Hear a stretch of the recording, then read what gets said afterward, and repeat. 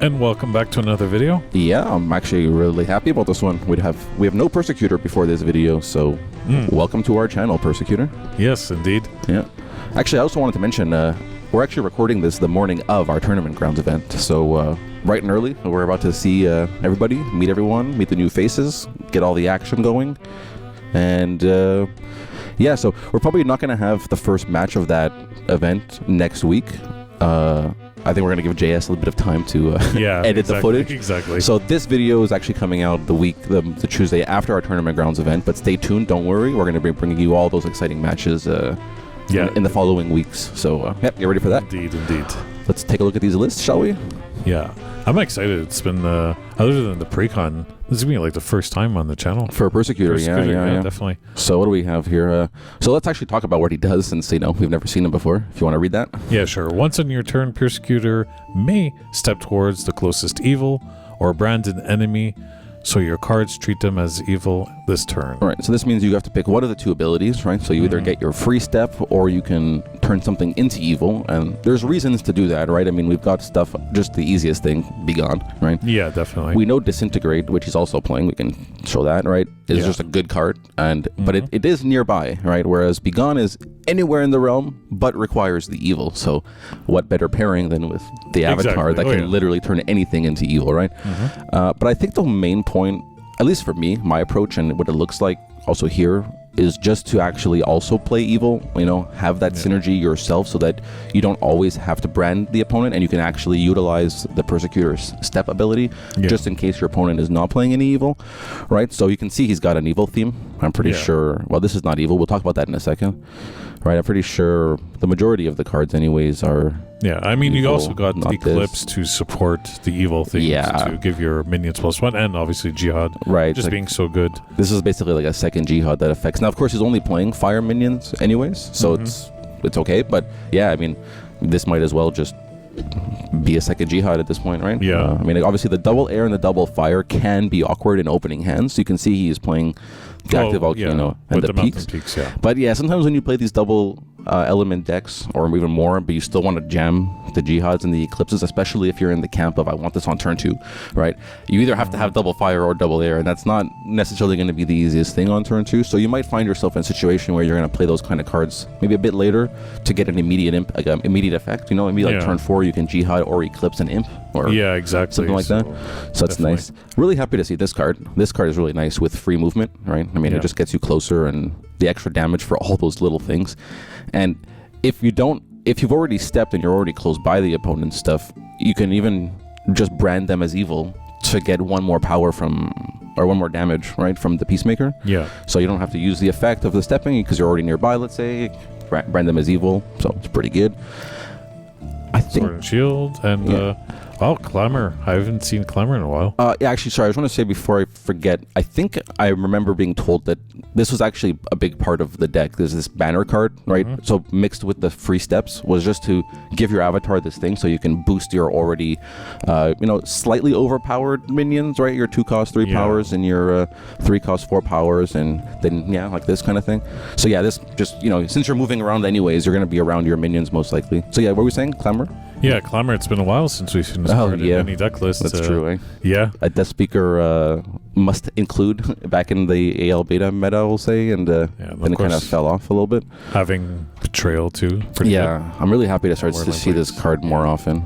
And the unique. He's playing only one because it's a unique, right? Yeah, exactly. You should be. Anyways. All right, let's go take a look at Jerome's deck here. Yeah, so an interesting Imposter. We've seen him play before without water, but air instead. So this is a new list for me, actually. I've actually never seen this in action. Pretty heavy on the water threshold, too. Yeah, well, once you enter into water, you're kind of forced into playing, like, I mean, these obviously, really insane Mesmerism, Archangel, Plague of Frogs. It's kind of, It's hard to not play water right now, but it's interesting to me, though, to see the water inclusion and not see swap. Like, to me, I think if I put water in a deck, I just got to put 3 swap, which is not... Yeah, swap is for me, it's a busted card. It feels really, really powerful. Yeah, I mean, definitely there's those moments, right, where you have one in your hand and you can't really use it, and then you draw another one, and it's like, okay, is this really that busted? But I think it actually is. Now, the fact that you're not playing it is probably not the craziest thing in the world, right? It's not the first time that I see this mentality, but it definitely is noteworthy, I think. Yeah, it is. And I do like the fact that it's the archangels, both of them, the Michael just being really powerful, just being able to, strike your opponent anywhere. I've lost games because of this card. Oh yeah, I mean, we'll talk about taking free steps, right? Yeah, exactly. So you play it on your site, and then it steps into your opponent to then strike them. It's really good, right? Immediate impact, right? And you got pretty aggressive magic spells too. Blaze, Warp Spasm, and you got pretty decent removal. Yeah, Jeez, Poison Nova. So just really. This is really interesting, honestly. Yeah. Like I'm really surprised to see these. So really happy. Giving a +6, striking it, fighting your opponent, Warp Spasm, doubling. You could pretty much put your opponent on that store pretty quickly. I'm a little skeptical of the Boudica in this list, but at the same time, I have to say, I've been seeing it played lately where people just played in their far back row, and then they kind of just it just stays there, and then the turn later, 2 turns later, they got a minion, and all of a sudden that minion is now threatening to attack for 6. Where obviously Boudica is better when you're flooding the board heavy, he's not even playing Plague of Frogs, let's say. That is true, eh? But it's still just, and so it's better if you're flooding the board, and also if you have minions that come in and charge off the top, right? Or you can get that 6 damage for sure, kind of thing. Yeah. But I've been thinking about it more and more, despite myself not wanting to put it, because feeling like you need to have some kind of synergy. But it happened to me where I just played a game and they just played it. I couldn't deal with it, and then it was just there the whole time, and I was like, damn, everything that comes off the top now, whenever it attacks, is just going to be terrifying. Yeah, exactly. Well, I remember the days of Druid. You would often see Boudica and Plague of Frogs, and sure. I mean, even just with Tawny coming back every turn back in the day, right? You would have that every turn threat. Before we go into the game, I want to just say, surprised to see us go so deep into water and not play Lord of Lies. That's another thing I would assume we would want to put in our deck. That is true. Maybe if he watches the video, he can comment and let us know why. And okay, so let's go to the game. But I do want to mention one more thing about this deck. Let's just take a look at the game. We were looking at the deck lists there. Yeah, so Pied Piper. I wonder how much Pied Piper played a role in his decision to switch to water, just because of the fear of all the Necros running around. Necros, soldier tokens, definitely, for sure. But yeah, soldier tokens too, especially with that Geomancer list becoming more popular with the 16 villages or whatever it is. So, I don't know. So rude. Oh, also, it's good to note, because of his insane threshold, right? As an imposter, we didn't talk about the collection. Let's go fast. I was going to say, is he playing at least Elementalist? He's not. No. He's missing a 10th card in there. I don't know, maybe if that's been fixed since we saw the list or whatever, but I wonder maybe should that 10th card be the Elementalist? I have Elementalist in my Imposter collection because I'm very greedy with my threshold. Yeah, it makes sense, if you're kind of missing that threshold, just to pull it out. And maybe he's happy because he has all the 3 cores and stone and shrine, so maybe he's like, okay, that's good enough, plus turning into Pathfinder, plus flipping my sites that provide good thresholds. Maybe I'm that kind of thing, just to say too, whenever I do switch to my Elementalist, it usually is just for that one turn to fix the thresh for one thing, and then after that I'm usually fine anyways. But so I think you're playing more of the those triple thresholds like brows and all that. Oh yeah, every element in my deck has triple thresholds with some having 4. So I'm definitely. I'm not exactly the poster child for proper threshold. I'm assuming your deck has a lot of those double threshold sites, mountain peaks, and so on. I think I have only one of each because I went I went 3 deep on all the dual, Aqueduct and Oasis and. I think it would be kind of tricky to play the tri-sites if you have the Pathfinder avatar. Yeah, I tried at first being like, I'll flip it 1 time out of 10, and then I flipped it twice, and I was like, okay. Out of the deck. yeah, definitely. Or even color out of space too, because then sometimes if you just have it in the wrong position, you don't get what you need out of it. So color actually was the last of the tricky multi-threshold sites that I cut, and it just ended up being, because Imposter, I find whether I feel like it almost doesn't matter how you build it unless you actually build a mono fire aggro, where the game is going to go long. Most tend to be control decks, right? So you're going to end up filling your whole board, so that color out of space is going to end up losing its thresh and its elements, and maybe it matters more at the beginning that you have it, so it's okay. But no, if you're going to have 10 sites in play, let them all provide the mana, especially if your deck goes into the long game. Okay, so anyway, we've got a core on turn 1, which is really nice for the Imposter, especially who wants to go into Pathfinder as soon as possible, right? I mean, what does he have? 3 earth thresholds? Yeah, because the fertile ground. Wow. Okay. Okay, Land Surveyor. It's a pretty solid start, I think, right, for the control deck. I kind of like it, you know. You got the core, you got the Land Surveyor drawing the site. And it's important to note that having a site in your hand when you switch to Pathfinder is actually a pretty good thing, because you don't become the Pathfinder, you just wear its mask, which means you can actually still use the Imposter's tap to play a site ability. Yeah. So having a site in your hand is actually a good thing, unlike being an actual Pathfinder where you can't even play that site. Yeah. Okay, so we got 4 mana from the tower. Okay. Okay, so I wanted to mention the red main during the deck tech. It's not a demon, but if you banish a demon with the Genesis ability from a cemetery, then it becomes one. So if you could brand a minion evil. No, because branding is only in the realm. Oh, it's only in the realm? Yeah. You can't, unfortunately, you can't.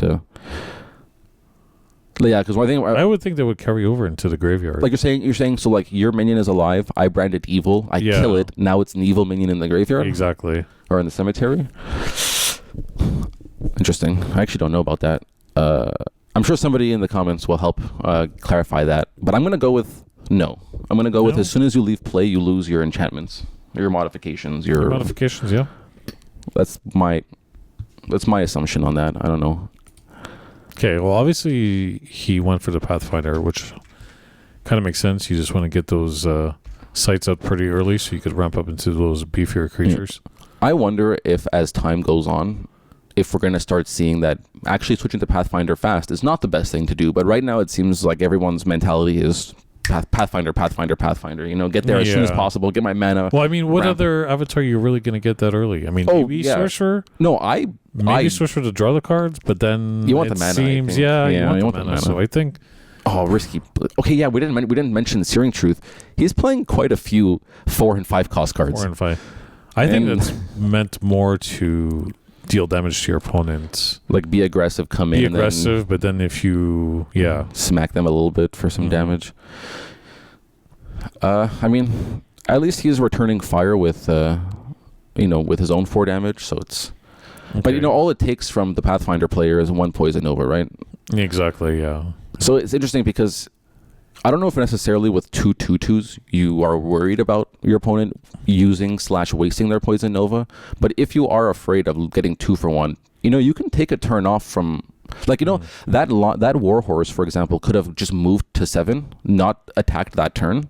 The Hyena attacks on 3, and now if you want a Poison Nova, you're not going to just do that for 1 minion.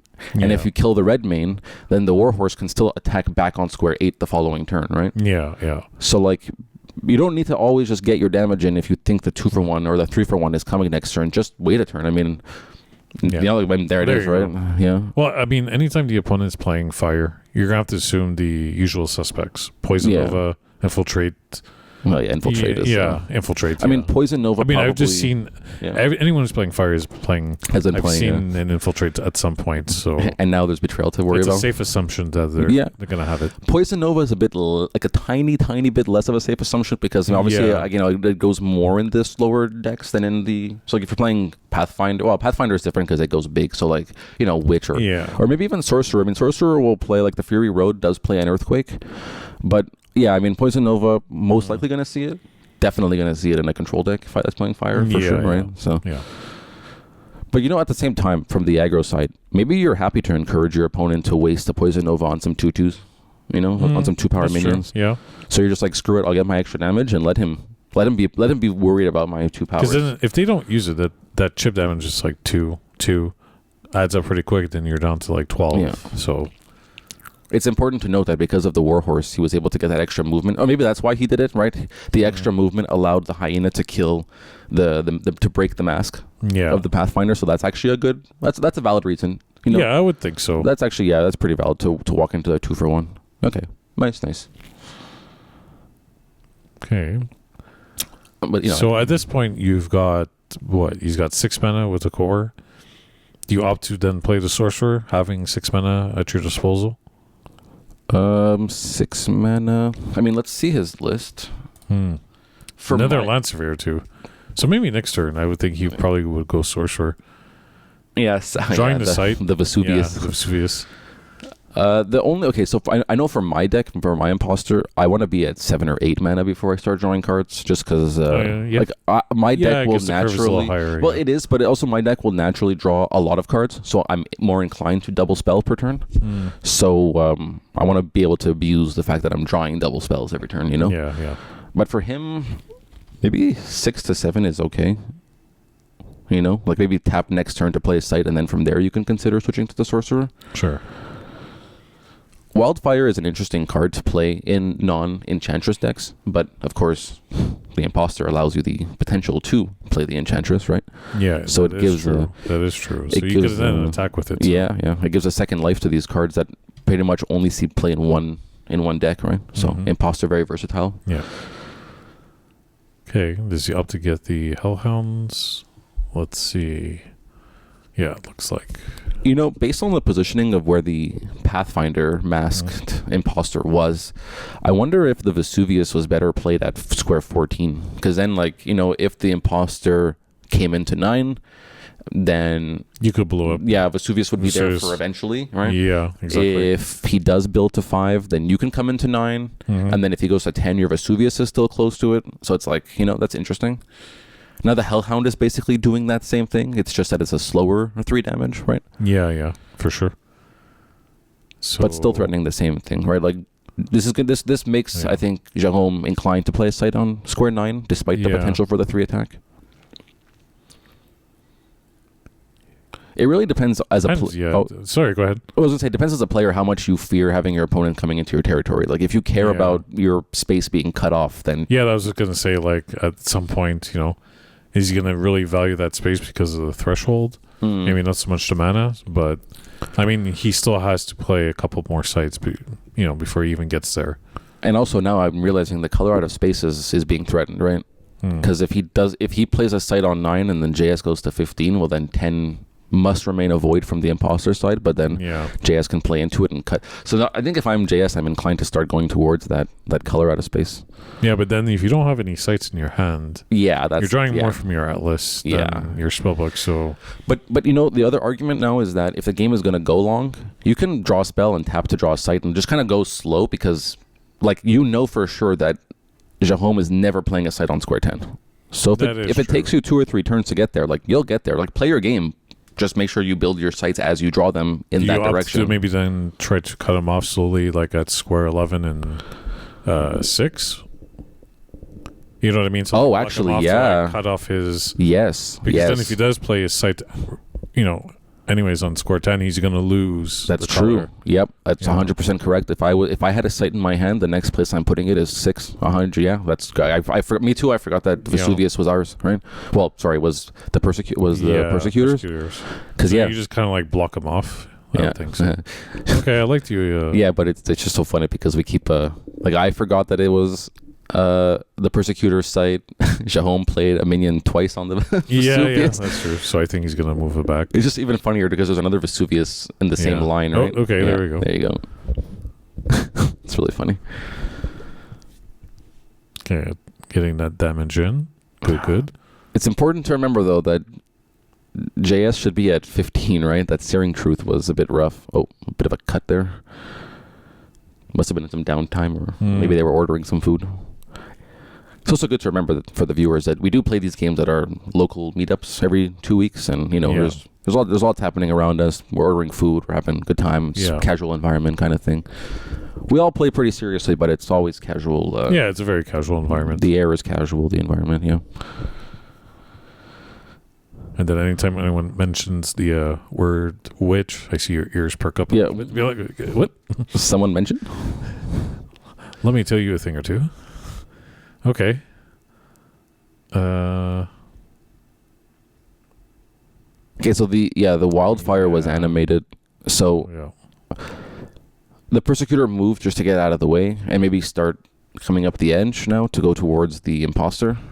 And the banner doesn't need to be held. You control it, so it just gives your allies +1 power. But in this case he is holding it, so the Hellhound became a 4 power and traded clean with the wildfire. Okay. And allowing us to banish a demon. So now we have a red main hyena with 4 power. 4 power, yeah. Interesting place to put it, though, I would assume we would want to maybe block the... Maybe he's afraid to put it as a blocker for the Order because the Land Surveyor plus Order kills the Hyena and the Order stays alive. Yeah. I don't know. That's probably true. But also, I guess he wants to keep it close by his banner. Yeah, but if he does do that, like if he does attack and the Order does stay, does then JS pop the Vesuvius? Oh, true. True. That's another thing. But I mean, do you really want to lose a site to kill a minion? It's a bit rough. Well, yeah, so now it's interesting because in this situation with the Hyena where, oh my god, he's doing it again. Oh my good god. Oh dear. Oh, Jesus Lord. Yeah. All right. Well, listen, I mean, greatness at any cost, right? Yeah. And in the eternal words. But yeah, so now in the situation where he's in with the Hyena on 13, you know, if that Land Surveyor remains untapped as a blocker, you might be inclined to pop the Vesuvius to just break the ward and kill it, so then your Hyena can attack for 5 on square 8, and then your Persecutor can maybe even attack for 3 on square 9. That's 8 damage. You know, that makes it relatively even in terms of this life totals. But that doesn't take into consideration, A, the fact that Jaume, as the imposter, also has a Vesuvius that he can pop the following turn. And also, he's going to be playing stuff this turn, too. So it's not just an easy... we'll see what oh, my plays. God. Did you see his hand?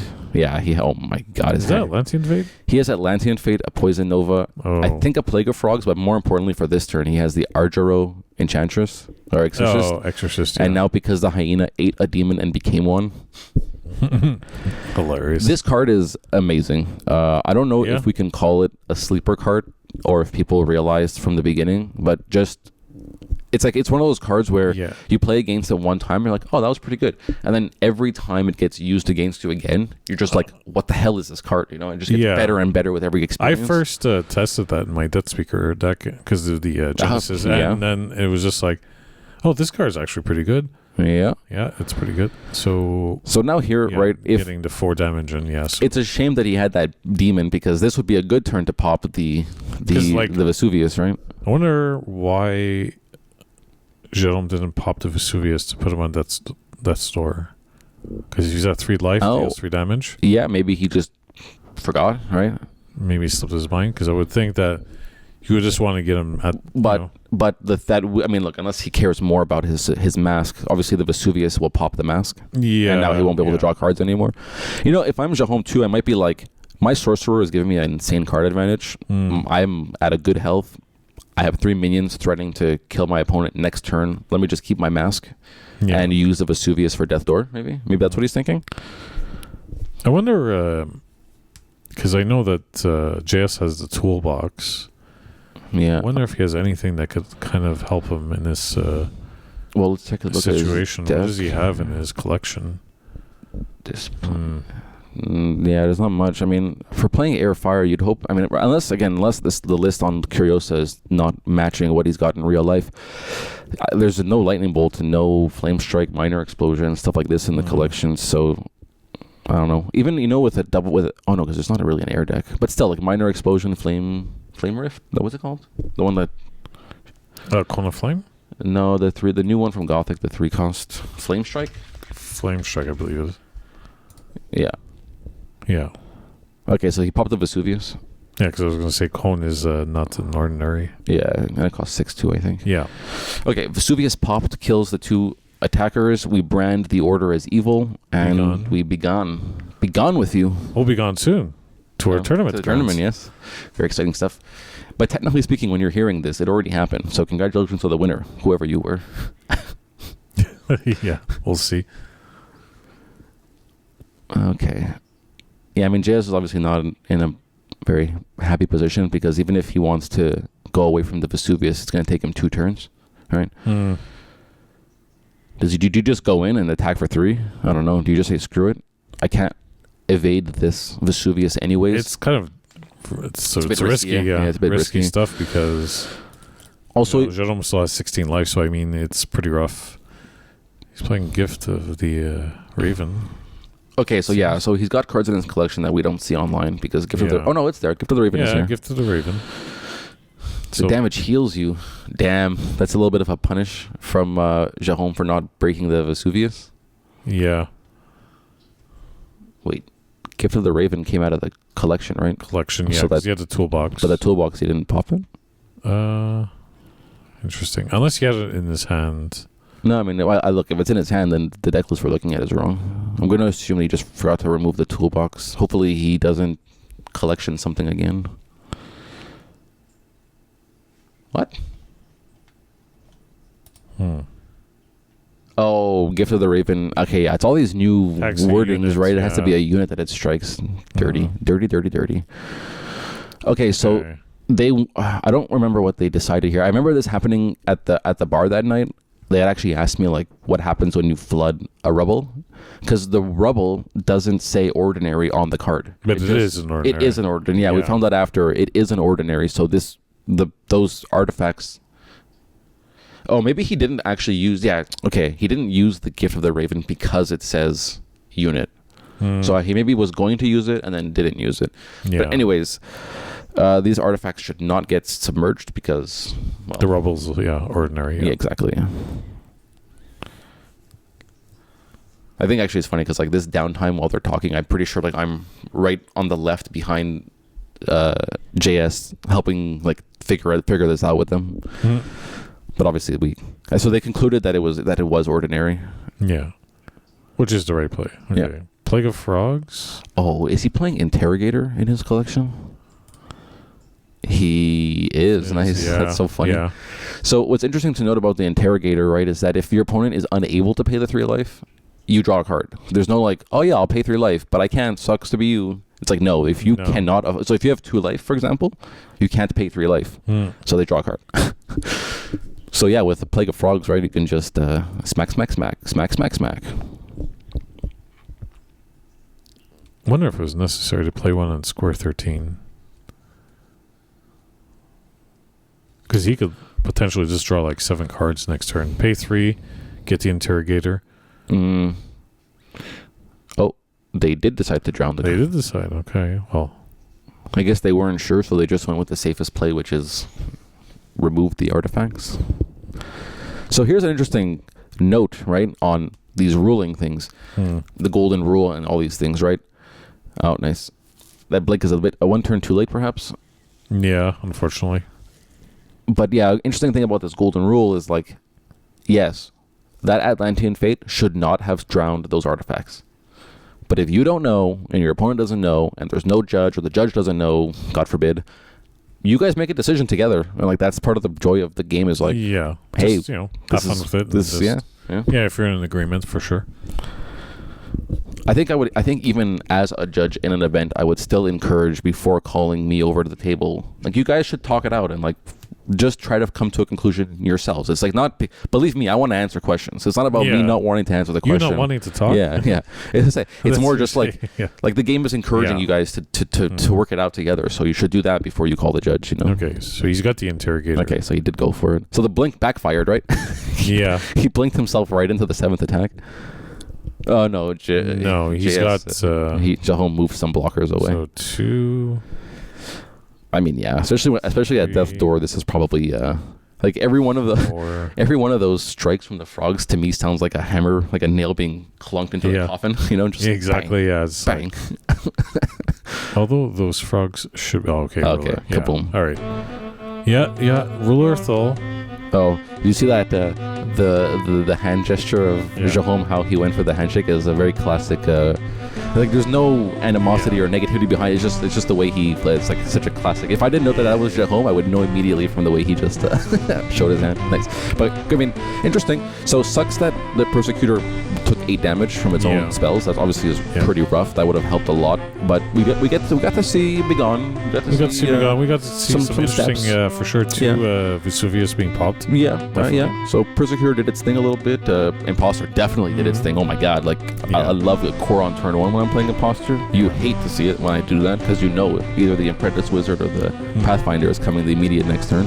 And the best part is that we got to see the game being won with an alpha for Seta. Ruler Thul. Yes. What better way to end the game than with an amazing art piece?